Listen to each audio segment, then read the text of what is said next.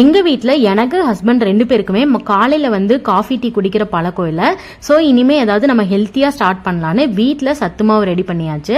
So இனிமே நம்ம வந்து பிரேக்ஃபாஸ்ட்டுக்கு முன்னாடி சத்து மாவு கூழ் சாப்பிடலாம் அப்படின்னு சொல்லிட்டு சத்து மாவு கூழ் ரெடி பண்ணிட்டு இருக்கேன். இது கூட நாட்டு சர்க்கரையும் ஃப்ரெஷ்ஷா திருவின தேங்காயும் போட்டு சாப்பிட்டா சூப்பரா இருக்கும். அப்படியே சாப்பிட்டு காலையில பிரேக்ஃபாஸ்ட்டை முடிச்சாச்சு.